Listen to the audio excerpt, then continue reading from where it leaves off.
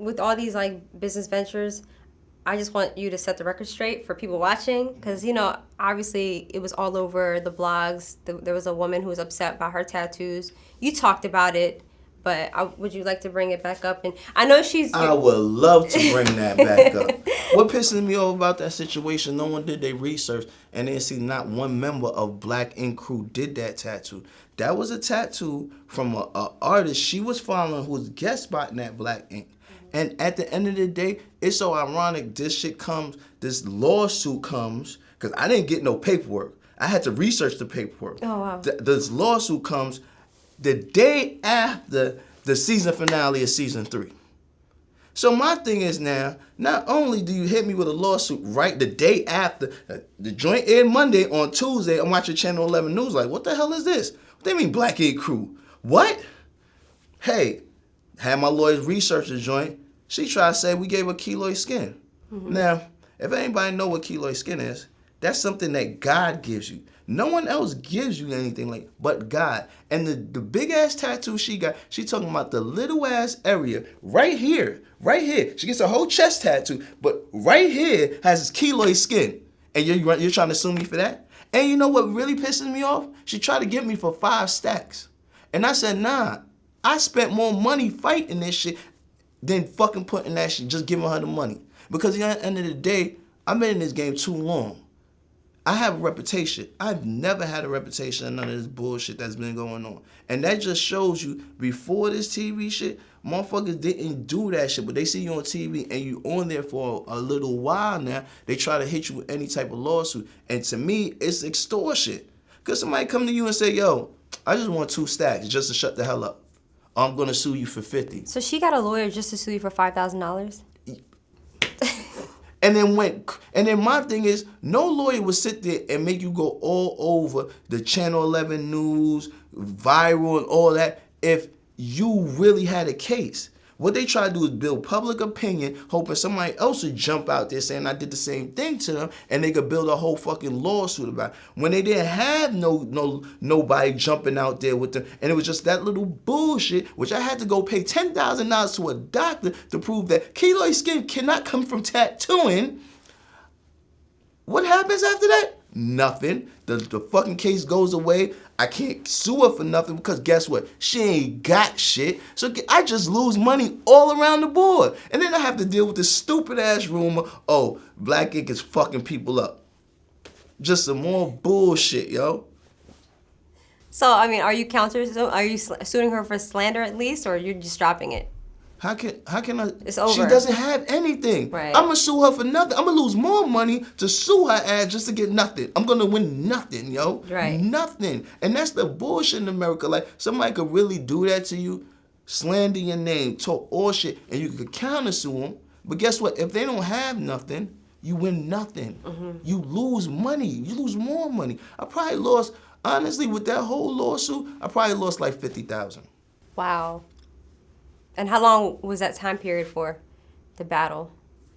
Shit, it just got dissolved, what, let's say 6 months ago? Oh, shit. Because it got thrown out of the regular courts. She tried to go to Supreme Court. Supreme Court like, nah, you bugging out now, yo. You bugging. And then I was like, oh yeah, I got your ass now. Now I'm going to countersue you. Then you go into her assets, she has none. What I'm gonna do? Sue you so you can't get a library card? Like, I'm good. So obviously she was a nightmare for you. Oh, listen, right after her, I had another nightmare after that, you know what I mean? Another lawsuit came out the total blue just because her talking about some infection, which you could only get from fucking cats and dogs, which we have none of them in Black Ink, but she tried to say it's from us. That was a whole nother situation that went viral. And I'm sitting here like, yo, people don't see.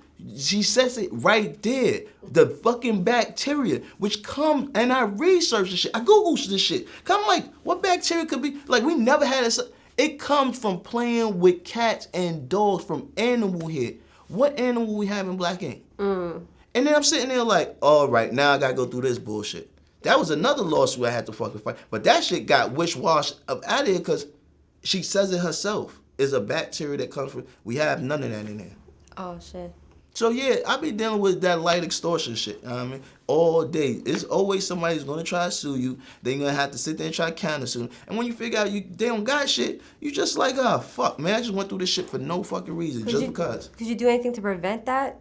You really can't. When people come in, you can't. Honestly, your insurance has to pick that up, and you still gonna have to deal with the slander of people just dragging you through the mud. Right. But at least you have a platform where you can just always like. Man, people don't be wanting to hear that. They want to be like, he lying, man. I'd rather believe the negative than the positive. Like, fuck that, he did it. It's never gonna be he ain't do it. People rather believe in a lie than the truth any day. But if that was the case, you wouldn't have as many celebrities come into your shop. And this is the next thing I don't understand. Like, no one will come see me if that was the case, but then I have a whole bunch of celebrities that I have a waiting list for and wants to come in Black Ink and party and get tattooed and everything. So it's like, I got to deal with that bullshit, but then I got to deal with people really not really thinking about it. Like, if you really think about it, I wouldn't even be on TV no fucking more. Right. Well, okay, so on the celebrity tip, who is your most memorable celebrity tattoo? Oh, that's easy. DMX. DMX? Yeah, I done tattooed him twice. There's no one personality, emotional, nothing compares to DMX. That's my dog, yo. Like, when I first met him, I had kind of mixed feelings because I seen a VH1 special the day before I had to tattoo him. But after I met him, man, I was like, fuck the world. You my dog, yo. I fuck with X. Like, I done tattooed a whole lot of celebrities, but X is still regular, yo. Like, you was done sold tens of millions of copies of your music. You've been on movies. I mean, you've been a movie star, and you still act like a regular dude. Nah, I mess with X. Is he drinking Henny? Henny, everything. I mean, we be getting twisted, yo.